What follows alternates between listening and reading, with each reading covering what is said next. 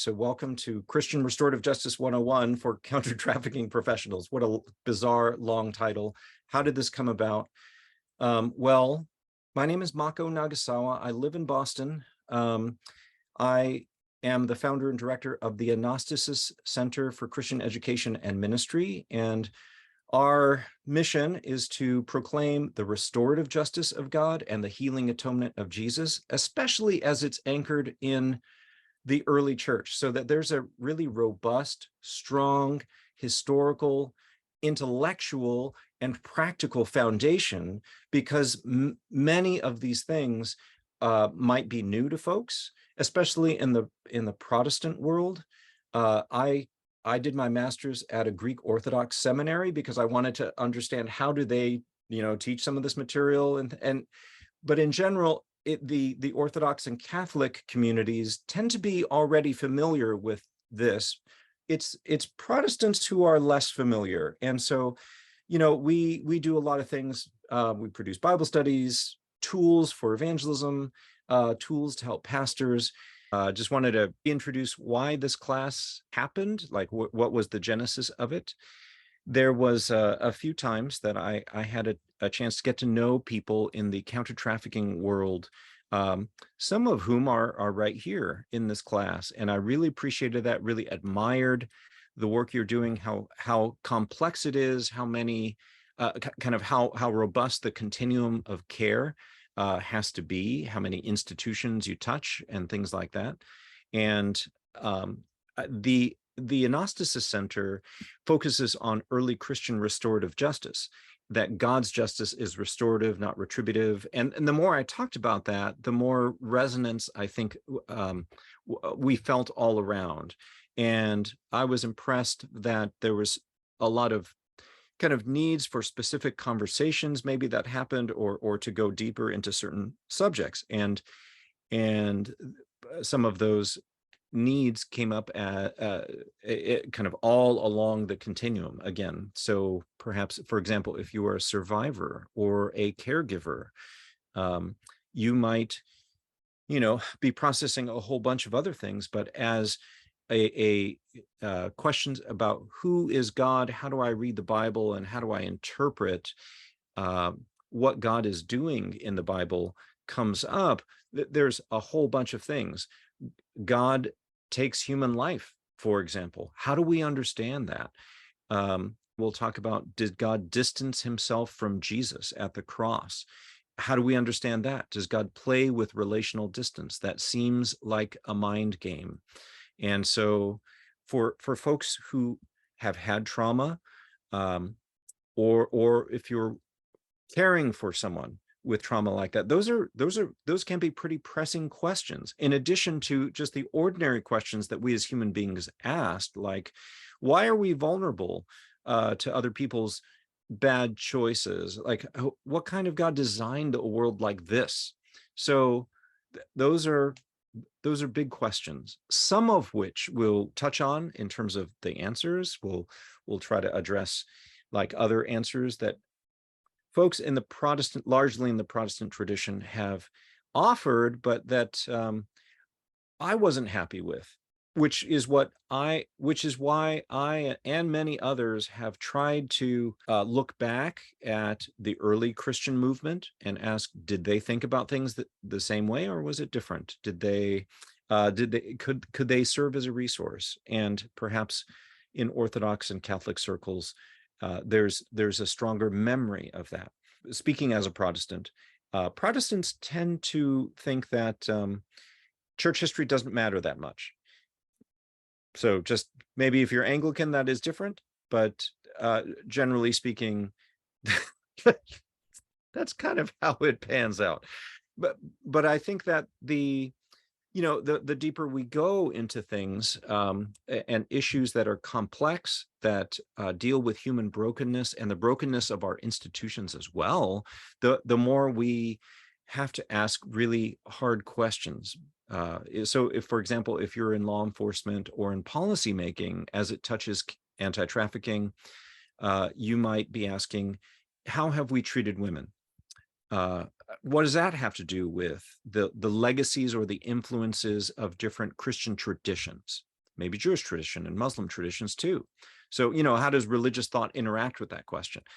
And the more we look into restorative justice practices at schools or in the actual criminal justice system, Boston is trying more things like that. The entire Boston public school system has moved to a restorative justice model for classroom discipline and behavior management rather than a retributive one. I think, well, the results are positive, but I think that, provokes more questions in our minds, especially if we are followers of Jesus. Is the God that we follow primarily restorative, or is he primarily retributive? So, it presses in these questions. If you might be a trainer for an organization, and if you are talking about these kinds of paradigms, there may be, I don't know, but there may be opportunities to talk to people either off to the side or maybe even from the front about different religious traditions and how they lend themselves to either a restorative or a retributive framework, right? And that might be helpful to understand, because someone might be persuaded that, hey, a therapeutic approach that is strengths-based is really important, but that is more restorative. I'm not sure that the tradition that I come from, how it squares with that. And if we're only talking about, if I'm so used to talking about sin, need, and guilt, how do I assume that people change? And so for some, it's going to be it's going to take a little bit of work. And I hope that you can feel like I'm just a little more prepared to have that conversation. And then for some of you, you've got churches and ministries that support you, and God bless them for that. But you might feel like your relationship with them is getting complicated because maybe you're observing things or asking questions that they're not answering, or that they may actually be in some general way wanting to help, but contributing to the problem. Contributing to the problem of women being disempowered, or not exploring trauma-sensitive ways to minister to people. So those are some of the reasons that I have asked some of you to be here, and this is kind of a pilot as far as an experiment is concerned. I've been really encouraged, though, and I hope you have too, because I think we've had really good conversations about this. We're getting into some really good topics today, and I'll just say up front, there's going to be other ways to engage. I'm sure this hour and a half or so time will feel rather short. And so again, the Anastasis Center for Christian Education and Ministry has the goal of proclaiming God's restorative justice and healing atonement. You could join our Facebook group. It goes by that name. Look up our YouTube channel, and obviously connect to our website. I will send these slides out so that you could easily click on the link and get there. If you wanted to engage with me or follow me on social media, I have two Facebook accounts. One is my author page with my middle initial A, and my personal account where basically everything else gets thrown up there. And then there's Instagram and Twitter. So I know, broadly speaking, like this, you may be familiar with some of the practices of restorative justice. I think the thing that has come up in conversation has been, is God's justice truly restorative? Because there are many churches or traditions that might say that God's justice is retributive. And so it's, sometimes disproportionately retributive, and God's intent is to make people suffer. And that leads to the general impression then that meritocratic retributive justice is kind of the highest form of justice. And Katelyn is going to talk about that in just a second. Some of the things that you're observing and the questions that you're wrestling with as you have heard me or others bring forward the early Christian emphasis on restorative justice, that God himself is about restoring people and operates in a restorative way. So that's where the idea of having a class like this and really as much discussion and question and answer as possible, because it seemed to a few of us that the work of counter-trafficking is itself very complex. And whether you are in law enforcement or recovery intervention, job training, the safe houses, there's just or you just part of a church that has a heart to address this issue, there are dynamics of the more you start to care about, mostly women, sometimes young men as well, being victims of trafficking, the more you start to know their story and understand what are the factors that made them vulnerable in the first place, the broader your own concerns become. You start to be concerned about immigration. You become concerned about economic development in other countries. You're concerned about teachings about gender and patriarchy. And these are these are some of the questions I'm sure we'll talk about over the course of the 4 weeks, where then people start to wonder, I don't know if my church is fully part of the solution. Is it contributing to some of the problems that make women vulnerable to becoming victims of trafficking? So those are some of the things that we have talked about in conversation. And so in consultation with some folks, people felt like, Mako, why don't you start with a biblical and theological overview of why do you think God's justice is restorative, that there's this beautiful relational vision that God keeps wanting to get back to, and how would that impact us? We could take it from there. So that's the idea behind this class, or this chance to have a conversation. So I'm really hoping, number one, that that I and my organization would become better partners to you. I really hope that, for example, that we can be present at more conferences and things like that, and present material that's helpful. We also felt that it might be helpful to limit participation this first time to people involved in the counter-trafficking work, because it feels probably like your work is already complex, and you probably don't feel fully understood by people in professions outside of this one. And so I wanted to have a space where you didn't have to explain a lot about what you did, and where, we can get to know one another, certainly, and I can eavesdrop on what is it that you're hearing about this? What is it that's helpful?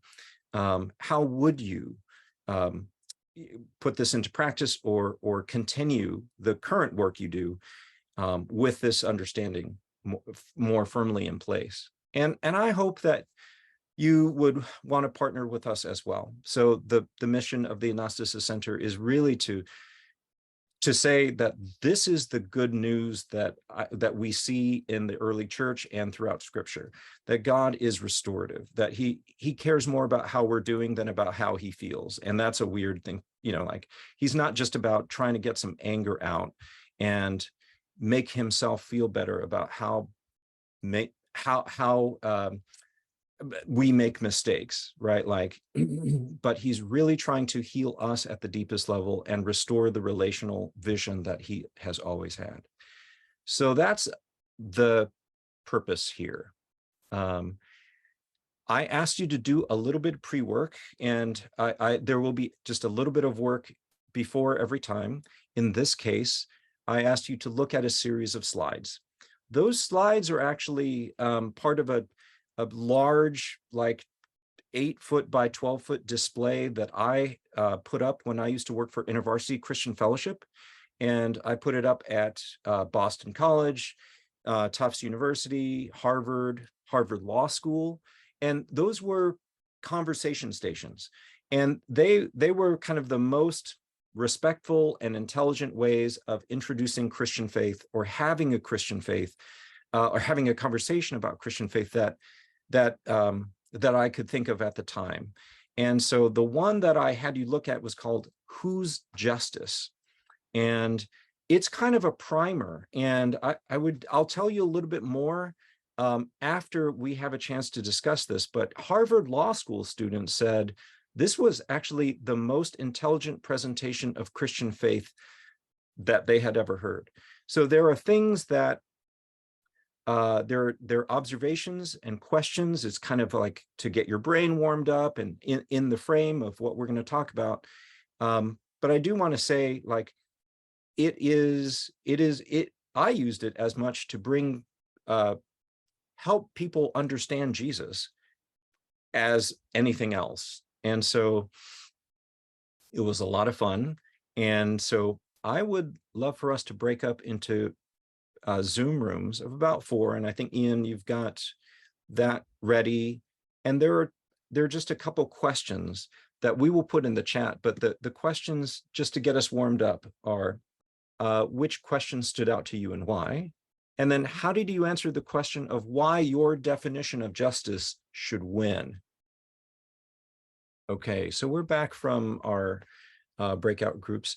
I just wanted to share a little bit of responses that Harvard Law School students shared to this conversation station. At first, I asked them, a whole bunch of questions, and heard their, responses. When I asked them, so why should your definition of justice win? All of them at first put philosophical foundation. They said they had a philosophical foundation for why their definition of justice mattered and should be prioritized or should win out, right? Like, and as you can see from this, the word justice has these different meanings, which gets confusing and contentious. So I said, really? Tell me what that is. What is your foundation? And they said, just kidding. We don't have one. So then I said, you really should have answered the question, because they were answering with these sticky dots that I bought from Staples, that you really should have answered, there is no justice, only power, which is a lift from Harry Potter book 1, where Voldemort says, there is no good and evil, Harry, there's only power, and those too weak to use it. And if that is what's going on, really, then it will slowly erode our own souls, because the harder we push, the more we're aware that we don't have a foundation. So and they said, you're getting at the question of jurisprudence, the philosophy of law, and we're not given answers here to those questions. And part of my response was, it's because the Enlightenment overreached, and in the attempt to throw the church out of politics, you also threw away the ability to process these principles of justice. That we can come back to, but I just wanted to say, this is where the conversation comes back to, at least if you're an American. In other places, that might sound different, and I'm sure it can have different starting points. But to help us understand that just a little better, I'm going to hand it over to Katelyn. And Katelyn is going to talk a little bit more about the 4 justices. Yes. Hello, everybody. Excited to get to share with you all. And just a brief intro about myself before I dive in. So I grew up in Huntington, West Virginia. And now my husband, David, and I live in Dorchester, Massachusetts, really close to Mako, actually. And I'm a recent graduate of Gordon Conwell Theological Seminary from the campus in Massachusetts. And I'm currently working 2 jobs, one at the Boston campus for Gordon Conwell, and also another one with the Race and Christian Community Initiative at Emmanuel Gospel Center. So that's just a little bit about me before we dive in. And let me grab my slides here. Okay, so we are going to discuss the 4 types of justice. And to begin, I'd love to introduce you to my family. So here we have a picture of my dad, my brother Ryan, myself, and my mom. So this is my immediate biological family. And sadly, this is actually the last picture that the 4 of us took together. This was at my high school graduation because when I was 18, my parents got divorced and they both later remarried different people. And so on my mom's side, my mom married Tyler, my stepdad, and then they had Addison, who is our half sister. And then my dad married Eden, our stepmom, and through their relationship, we gained a sister in Parker, who's our stepsister. And then my dad and Eden had Avery, who is our half sister. So there's a lot going on. There won't be a quiz. So through this process, my brother Ryan and I gained 3 sisters, Parker, Avery, and Addison, all with like different sets of parents. And here we are all together. These are all pictures from my wedding, actually. And one of my favorite things about my wedding, not the favorite thing, as I had to clarify to David, my husband, when I was planning this, but one of the other things besides marrying him that I was super excited about for our wedding was that my siblings would be all together in the same place. And it was just really special for me since, we're in this divided family situation. And so I'm the oldest. My brother is 4 years younger than I am. Parker's in the middle of all the siblings. And then Avery is the second youngest and Addison is the littlest one.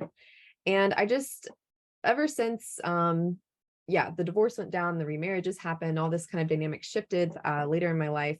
I always really wanted us as siblings to just be like good friends together. And especially for the littlest ones to be friends and, to have like a good relationship since it's like, they can just be kids together.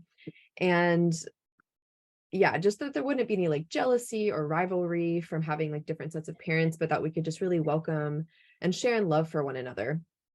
And the 2 youngest, so half sisters, Avery, my dad's daughter, and Addison, my mom's daughter, since they're only 2 years apart, so close in age, just always hope that, this vision for their relationship, that they would be friends, play together, even though they're not like technically related. And so one day when I was working in campus ministry, I was putting on this birthday party for international students at a bowling alley. And I told my family they were welcome to like join and have fun and meet some international students and play some bowling. And so my dad brought Avery and my mom brought Addison. And so here they are, super cute at the bowling alley with the cake. They were very excited about the cake situation and blew out the candles for the birthday party. And they just naturally played together and it just really like melted my heart. And I overheard them talking to one another, trying to kind of make sense of like how everybody was connected. And Avery, the older one of the 2, said, "Katelyn is my sister." And Addison said, "Katelyn is my sister." And they thought about it for a minute. And one of them, probably Avery, said, "We share a sister," and like very excitedly. And I just thought that was so precious and beautiful and really like lived into this vision I had of them like being friends and being connected, even though they're from different families. And so about a year after that, actually, my dad texted me and told me that Avery, who is on the left, I believe, in the screen from your perspective as well, she was in a studies class on Zoom, and the teacher asked if she was the youngest in her family. And she said to her teacher, "No, actually, Addison is younger than me." And so it was just kind of this sweet, like, thing because she was really seeing Addison as kind of like this long distance sister, even though they're, from different families and really kind of connected by sharing me as a sister. And so it's just really beautiful that despite like the brokenness of my parents' divorce and everything that went down, that there was this beautiful vision of relationship between like Avery and Addison that kind of brought out from that. And they still play together at like common family functions, and it's really sweet, even as they've been getting a little older. So having a vision for relationships, for healthy relationships, is at the core of what restorative justice is. God has a vision for us, for our relationships, not just individually with you and him, me with God, one-on-one, but also of us with one another, how we relate to people and what healthy relationships could be, and what we do when something breaks down in relationship, when we harm one another. And God has a vision for relationships of all kinds, in friendships where we're our brother's sister, our sister's keeper, for marriage, for family, in economic relationships in which wealth and resources are being negotiated, in political relationships where we share power, and in relationships involving historic injustice, where we contribute to the healing the brokenness of the world. And there are 4 types of justice: meritocratic, retributive, distributive, libertarian, and restorative.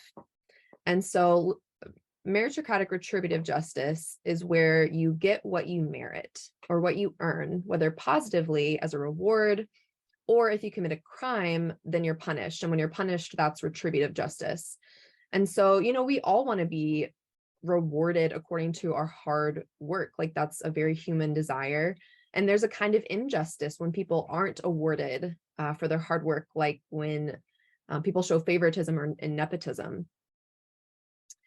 For distributive justice, this is need-based, about how things are equally distributed.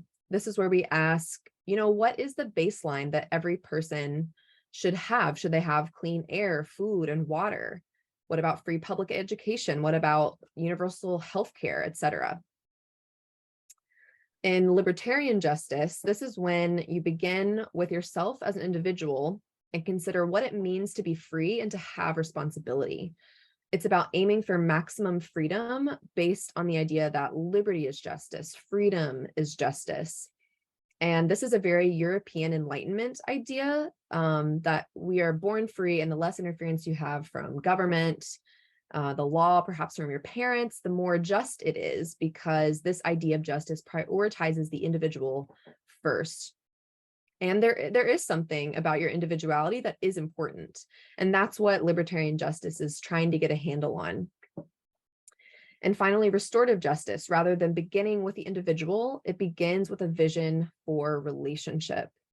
And, we understand this when it comes to something like citizenship. Citizenship has a relational vision about how we work as a community in a national context. And I'm going to call on Mako to chime in and give an example of restorative justice in his life. Yeah, and restorative justice also has a meaning where there's a victim and offender, and the most of us, again, are probably familiar with things like this, but Boston Public Schools recently moved to an all restorative justice understanding of like how to discipline, how to bring discipline when students misbehave. And so when one of my kids was in 3rd grade, she wrote on the bathroom stalls. Actually, she was tempted by another student to do this, and they wrote "Happy Death Day" on the girls' bathroom stall, which I guess is a movie that I've never seen. So, but that was what they wrote. And when the 1st graders and kindergartners came to use the bathroom, they were afraid because they didn't understand either what this was. And so, the teachers were really concerned, like, well, who wrote this? And so at the end of the day, my daughter actually fessed up, and she came out to the car crying because she was really afraid of what I was going to say. But I said, the teacher and I had a conversation, and the teacher said, well, she harmed the physical property of the school. So, one of the things we think is appropriate is if she spent maybe her lunch times over the course of 1 week to help a teacher in in different classrooms to clean up their classroom, because because that's appropriate. She harmed the physical property of the school. She helps to restore the physical property of the school. I said, that's great. We got home and we weren't totally done yet. And long story short, my daughter and I decided that what would actually lift her spirits and lift her conscience would be to make brownies for all the first graders, and I think the kindergartners. So there were like 3 classes of these, the youngest students at school. And we got the teacher's permission because we didn't want to just inject sugar into students, right? But so we got their permission, and so my daughter actually went to these 3 classrooms and said, "It was me. I didn't mean to scare you, and I want you to feel safe at school. So that's why I'm here, just to explain, and I'm sorry. And here's a brownie." And I think when she and I came up with that was the plan, she brightened, and like this weight, just, I could tell, lifted from her shoulders, and she wanted to repent. Like, she wanted to make things good and right, and to restore their, the kindergartners and first graders' sense of safety. That was an amazing picture of what I think restorative justice could be and hope for. So I just wanted to share that as Katelyn talked further about these things, these 4 principles. Yeah, thanks, Mako. And so, yeah, all of these 4 principles of justice are important. We hold them, but we often don't know what to do when they come into conflict with one another. And so, which justice is most important? In the US political sphere, Republicans tend to prioritize libertarian justice first, and then meritocratic retributive justice second.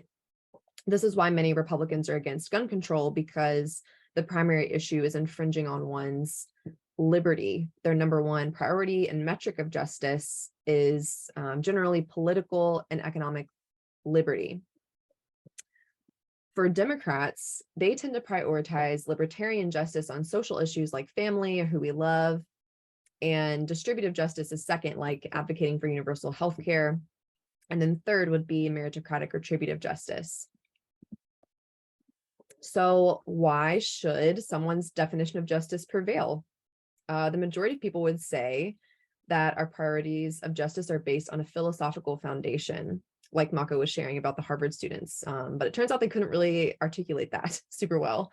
So, what tells you which justice to prioritize when and how to organize these 4 types of justice? Is it philosophically grounded or fundamentally arbitrary? For example, affirmative action is a tension between these first 2 kinds of justices, meritocratic retributive and distributive. Do you treat people completely meritocratically, or do we take into consideration hardships they may face that others didn't, and so weight their merits or achievements according to the socioeconomic hand they were dealt, and especially as it relates to racism that people of color experience? And as we just saw, the Supreme Court decided against affirmative action and weighed in on the priority of justice there. And additionally, gun control is a tension between libertarian justice and restorative justice. Libertarians might argue that the Second Amendment secures a person's right to carry a gun, and as long as they're, law-abiding, that right to defend oneself shouldn't be infringed upon, that freedom. But there's also a relational question at play. What kind of society do we want to build and nurture? And so we believe that there is a biblical Christian order for justice. We're going to skip this slide. And where restorative is first, second is retributive, third is restorative is first, second is distributive, third is meritocratic retributive, and fourth is libertarian. And we say that restorative should be prioritized first because God has this vision for relationships. And this is the largest framework that catches all the others. But, why do we say that? What is our foundation for putting this forward? And so we can consider all the passages on forgiveness and reconciliation. Why is it that Jesus can call us into forgiveness and reconciliation? Why is it that if I hurt you, Jesus, as a third party, can come along and forgive me and ask you to forgive me as well? Like, what allows Jesus to do that? And it's because Jesus is also wronged and impacted on a deeper level when we hurt one another because of his investment in you and me and in our relationship and in every relationship that we have. God also has a vision for relationship and marriage. In Matthew 19, Jesus is commenting on why divorce was permitted during the Sinai covenant period of history of God's people. And he says, have you not read that he who created them from the beginning made them male and female, but because of your hardness of heart, Moses permitted you to divorce your wives, but from the beginning, it was not so. And he's saying here that God had a vision for a relationship from the beginning that did not involve divorce, but due to hardness of heart, there were concessions made, but that God's ultimate vision is not divorce. And, under certain circumstances, divorce might be the better option, the safe option, which was probably true for my own parents. But the original vision that God had in safe, healthy marriage, doesn't involve divorce. There's also God's vision for how we share wealth, how we share power and honor. How we share wealth is what the rich young ruler's story is about. Jesus says, give everything you have to the poor. Live this life of constant, endless generosity and hospitality where there is no limit on what Jesus can call us to give. And that's actually what God intended from the beginning and what he's calling us back to. And so we have, specific responsibilities to give to others and not just rights that we claim over others. And this is a big picture of restorative justice, that there is a vision from creation that Jesus is restoring. This is the palingenesia, the regenesising of all things, the renewal of all things, getting back to the original garden vision. So after restorative justice is next distributive justice. And why, you may be asking why we would prioritize distributive justice over meritocratic retributive justice. Well, in the Old Testament, the Hebrew Bible, the overall vision of God giving land to the Israelites is found in Leviticus 25, where every 50 years in the Jubilee year, God presses this economic reset button where family and land go back to their original boundaries so that you don't pass down unlimited advantage or disadvantage to your children or grandchildren. And Deuteronomy 15 and 24 describe how to care for the poor, how to forgive debts, etc., in those in-between years. And then Isaiah 58 explains what happens when Israel didn't do that. God says, you expect me to answer your prayers when you don't even care for the poor? And then we have Proverbs 10:4, which says, if you don't work, you don't eat, which a lot of white American evangelicals love to quote because it sounds all about meritocratic retributive justice, but that's when it's extracted from its context. And this can only be valid and make sense when the requirements of distributive justice are met. Because, what good does it do in an agricultural society when your land has been taken away from you, when you don't have land to farm? And so we can see how Leviticus 25 really frames Proverbs 10.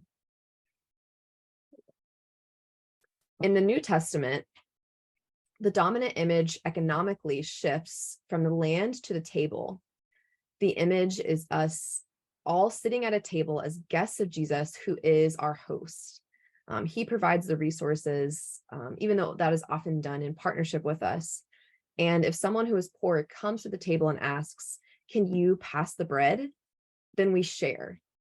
And that's what 2 Corinthians 8 and 9 are about. Matthew and Luke demonstrate this teaching that says, invite the poor, the lame, the sick, the blind. and provide for them at the table, have this table fellowship with them, eat meals together, which is not this token thing. Like if you eat with someone in that cultural context, then you're their friend, their equal, a peer. You're sharing life together. And your reward will be at the resurrection because they can't pay you back. And so this dominant image of the Christian life is the table. God sets a table, we all come to it and we share. And in 2 Thessalonians 3, 10 through 12, Paul says here in a different kind of situation, if you don't work, you don't eat, because people were just apparently sitting around waiting for the second coming. And if that's what we're doing, then we're not going to support that habit. Other Christians don't have a responsibility to enable that behavior. So there is a place for this meritocratic retributive justice, but the primary principle before it is need-based distributive justice. And we can see that throughout the Hebrew Bible and the New Testament. So what about libertarian justice? There are some very valid concerns brought up by libertarians. What is the freedom of the person? What about freedom of religious conscience? And those are really important questions and good questions. But fundamentally, the framing is mistaken because we can't start with the individual and also start with a vision for relationship, especially one that God has for how we treat one another. And in reality, we are born into families with benefits and obligations. We're born into nations, like we already talked about with citizenship. For example, why am I not free to sell my US passport on the open market? Isn't that technically a violation of my personal choice? How can someone trample on my rights as an individual in that area? But because citizenship is relational, it's because we recognize and believe that there's something called citizenship where there are obligations citizens have to one another, where we care about security, having common culture that makes jury by your peers possible, linguistic, cultural, and legal history being shared and important. And it's something we're born into. There are certain things that we don't choose, that we're born into and have obligations anyways. But libertarian justice does still bring up important considerations about freedom of religious conscience, which is a very Christian value and ideal that came from Jesus and early Christians who argued for that. So it still brings up important considerations. Oops, sorry, I forgot to show you that slide sooner. And these 4 principles of justice can be applied in different ways.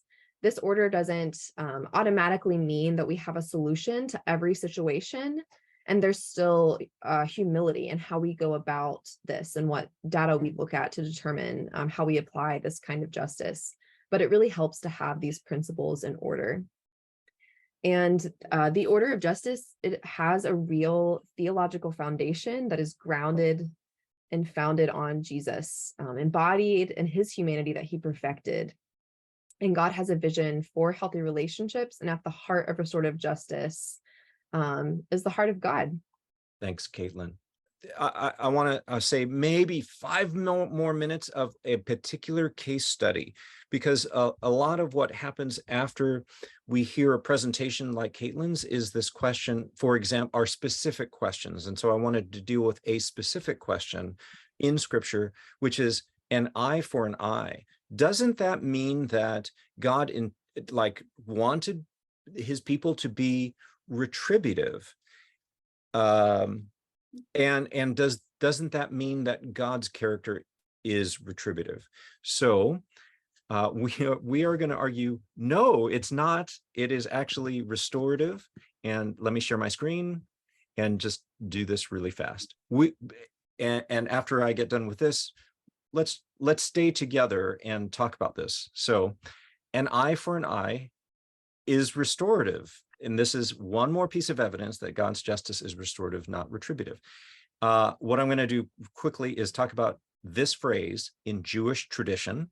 I'm going to look quickly at Exodus 21, the immediate context, and then the literary context, Leviticus 19, because this needs to be consistent with the rest of Scripture, right? Like I'm still like a good evangelical, quote unquote, and then look at the canonical context, including what David says about these things and what Jesus says. Okay, so Jewish tradition says an eye for an eye is victim-centered. It's where the offender pays the cost of healing. And so it really means if I hurt your eye, I become your second eye. It is an eye for an eye, but it's an outer limit of proportionality for cases of bodily harm. It represents financial compensation, and that's said in the Talmud, or in some cases, lashes, but that was during the exile when people could not partner with God because they weren't on the land anymore. So once the Jewish community was in exile, there are different considerations. But the main idea we'll come back to is it's about compensation and helping the person to be fully healed. In fact, the rabbis made a joke about this. They said, what if like the offender was already blind? What if the person who hurt your eye was already blind himself? Then what do we do? Well, it can't just mean that like we blind the other person. So what did they look at? They said an eye for an eye means I become your second eye. That's what it means in Jewish tradition. How do they get there? Well, look at the immediate context. This shows up in Exodus 21, this phrase that for the first time. There are 3 times it happens. The first time it's right next to this. If men have a quarrel and one strikes the other with a stone or with his fist, and he does not die but remains in bed, if he gets up, the victim, if he gets up and walks around outside on his staff, then he who struck him shall go unpunished. He shall only pay for his loss of time and shall take care of him until he is completely healed. That is restorative justice. In other words, we take the harm seriously, we take the sin seriously. It's not that there is no accountability or we just wipe it away and forget about it. No, actually, if I hurt your eye, I become your second eye. Another example in this very passage is the problem of the ox that hurts someone. Basically in verse 30, if a ransom is demanded of him, then he shall give for the redemption of his life whatever is demanded of him.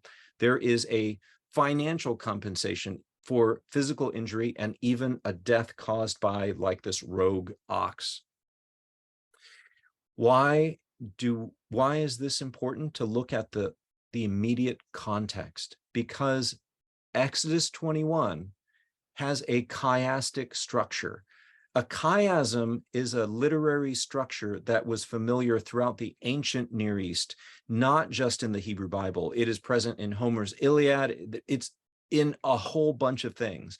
And a chiasm is where the first point matches the last point, the second point matches the second to last point, and so on, until you get to the center where there is a turning point, and you have to look at the whole thing and look at the symmetry between them, between all the points. And so I'll read it quickly. Point A in Exodus 21, verse 2 through 11 is about restoration without payment. You have talk of indentured servants and betrothed daughters. B, in verses 12 through 17, is about the sacredness of bodies and relations. There are some sins punished by death. We could talk about that later if you want. C is what I just read, 18 through 19, injuries from a physical fight. You contribute to a person's full healing. D talks about the full humanity of a slave. There are cases of murder and homicide, and what do you do there? And then in C prime, notice the symmetry. It is also injuries from a physical fight. This is the case of like the pregnant woman who gets struck and has a miscarriage, and there's compensation. And B prime is about the sacredness of bodies and relations again. Their servants hurt in the line of duty or doing their work, or like if a master over punishes them or overworks them, they go free, because you have to, that is the appropriate thing to rectify the power imbalance. And then in A prime, you have restoration with payment, where you have injuries and compensation in verses 28-36. So C and C prime are symmetrical. It is about a fight and then the compensation for the injury. And it's also interesting that from D all to the end, A prime, it involves lasting bodily harm, which seems to group things together. These issues about servants, about being injured while you're a servant, is very relevant to the abuse that Israel suffered under Pharaoh. So all of these things, there is a reason, I think, why these things are kind of grouped together. These were the most immediate issues that God wanted to comment on after he delivered Israel out of bondage to Pharaoh, because they were injured. And how do you help a traumatized community not traumatize one another? I mean, you have to address some of the things that they just experienced, even in this way. So, second point, Leviticus 19 is considered the heart of Jewish law. And you would think that all these passages need to be consistent with each other. I certainly think so. This is what verse 17 and 18 say. You shall not hate your fellow countrymen in your heart. You may surely reprove your neighbor, but shall not incur sin because of him. What does that mean? It means in verse 18, you shall not take vengeance, nor bear any grudge against the sons of your people or daughters of your people, but you shall love your neighbor as yourself. I am the Lord. So in other words, reproving is parallel to loving. This is an ABAB structure where this is called dynamic or direct parallelism, where one line, the second line usually expands on the first one. So not taking vengeance and not hating is paralleled, and reproving is certainly consistent with restorative justice. So again, the question of how can this be consistent with an eye for an eye if an eye for an eye means retributive justice? Like if I hurt your eye, you get to hurt my eye. Can that work with Leviticus 19? Darren Snyder-Belusek says, no, it doesn't seem like it. And he says, in fact, the text gives us a parallel sets of contrasting parallels. Hating one's neighbor, A, is parallel with taking vengeance upon one's neighbor, A prime, and both are prohibited. Likewise, reproving one's neighbor, B, is parallel with loving one's neighbor, B prime, and both are commanded. Repaying harm for harm and injury for injury in due measure does not fulfill God's intent for his covenant people.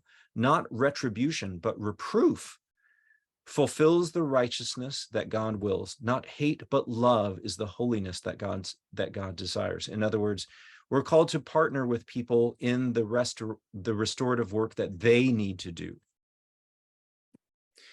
And finally, the canonical context. If we look at theft as a parallel issue to bodily injury, because bodily injury is theft of health. So what does theft of goods, how is that treated? Well, thieves return 2 to 5 times the value of what they stole. That is Exodus 22. And so if I steal a sheep from you and 2 days later I get caught or I have a change of heart or whatever, and I say, here's your sheep. I'm sorry, here you go.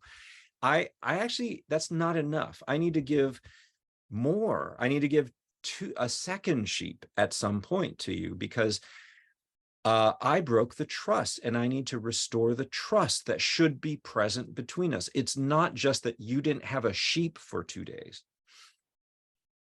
And so that's called restitution or reparation. So you restoring the value, but also restoring the relationship and the trust that should be there. Numbers 5 goes further and says, yeah, and if you can't directly repair the relationship with that person because he died or she died, then you do it to their next of kin. So that's how you carry on. King David basically shows how he interprets this issue. In 2 Samuel 12, the prophet Nathan comes to him and says, let me tell you a story. And of course, we know what David did, like he raped Bathsheba and killed Uriah. And Nathan the prophet says, let me tell you a story. And it's really about him. But he says, like, you know, a rich man robbed a poor man of a sheep. And David says, that guy it should be death. So let him pay 4 sheep back. Notice what David just did, right? He's honoring both principles of compensation, and also it's 4 sheep compared to 1 is within returning 2 to 5 times the value. That's what Jewish law required. And Zacchaeus in Luke 19 also honors that. He says, I will give back 4 times what I stole because I want to be a son of Abraham again. And that's what it means, is it's to honor that principle. And Jesus says, great, I accept that. Okay, so one of the best examples of Jesus reflecting Jewish restorative justice, because he's Jewish, is in Luke 19 with Zacchaeus. Here are the questions. I'll put them in the chat. Number 1, what other questions does this raise for you about the Old and New Testament in terms of ethics? And number 2, have you seen restorative justice practices in counter-trafficking work? If so, how?